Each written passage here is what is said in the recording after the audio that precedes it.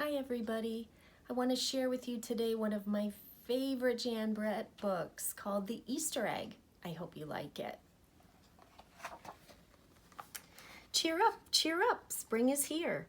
Time to start on my first ever Easter egg, Hoppy said. Each year, the bunny who decorated the winning egg got to help the Easter rabbit hide the eggs on Easter morning. Hoppy had been dreaming about being that bunny all year long. Now it was time to get started. Everywhere Hoppy looked, rabbits were working on dazzling eggs. I need an amazing idea, he thought. Hoppy spotted Flora Bunny planting spring wildflowers in her eggs. The Easter rabbit will love those colorful flowers, he thought, and started picking flowers for his egg. Here's a basket for your flowers, Hoppy, Flora said.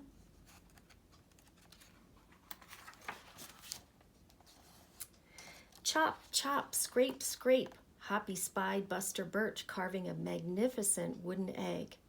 I wish I had some wood for my egg, he wished out loud. Here you go, Hoppy, Buster Birch said, and he put a smooth, round piece of wood in Hoppy's basket. Thank you, Buster, Hoppy said.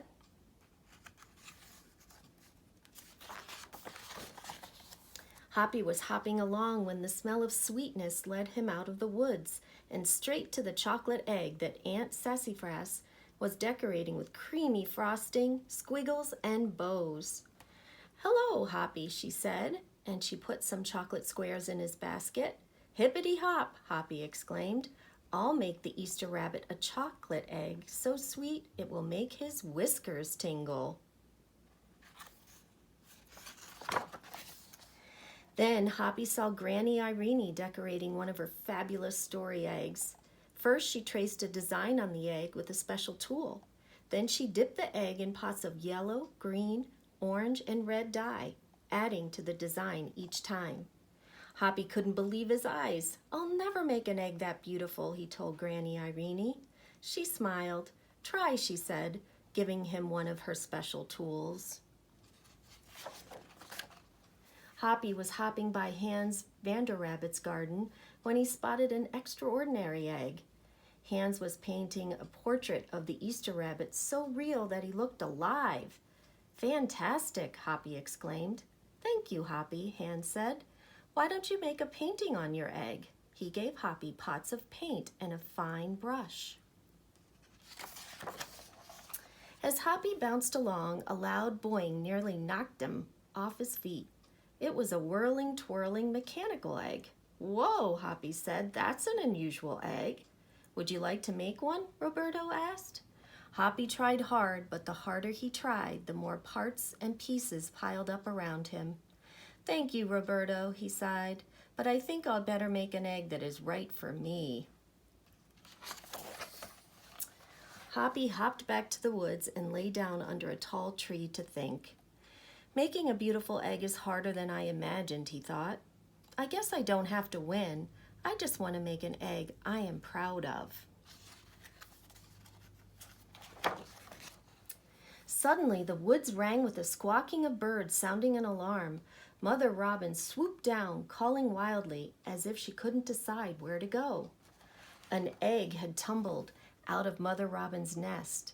Inside the perfect blue egg was a baby robin that needed its mother to keep it warm until it hatched.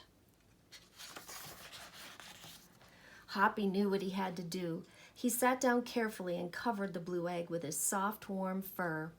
I'll take care of you the best I can, he whispered.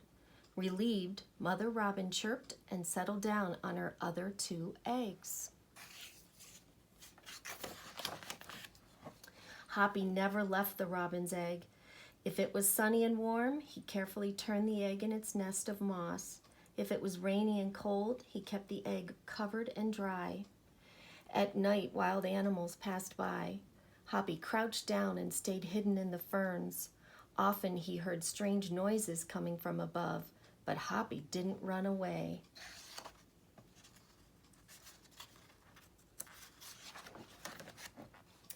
Every day, the rabbits worked on their eggs. Tadpoles turned into frogs, buds swelled into leaves, and Easter came closer and closer. Finally, it was time for the rabbits to take their eggs to the glen.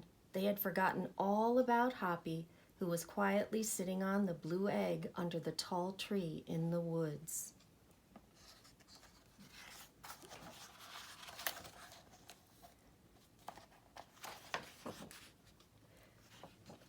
Early the next morning, the rabbits waited for the Easter rabbit. Suddenly, a beautiful wagon rolled toward them out of the mist and stopped. The Easter bunny stepped down from the wagon and admired the decorated eggs one by one. "You have brought me the most beautiful eggs in the world, but a very special one is not here," he told them. The rabbits were puzzled. Whose egg could it be?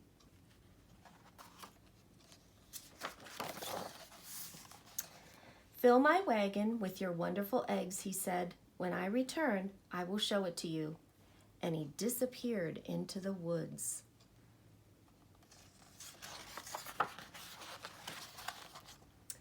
He came back with Hoppy, looking scruffy and bedraggled. "Hoppy has an amazing egg to be proud of," the Easter rabbit told them. "He has kept Mother Robin's egg warm and safe until her baby bird hatched and she could take care of it." The Easter rabbit placed the empty blue shell in the place of honor atop the wagon. Now they were ready to go. The rabbits cheered for the egg that had surprised them all. "It's our best Easter ever, Hoppy," they shouted. Then the brave little bunny and the Easter rabbit rode off together to hide the eggs for girls and boys to find on Easter morning. The end. I hope you liked our story today. I miss you, and I'll see you soon.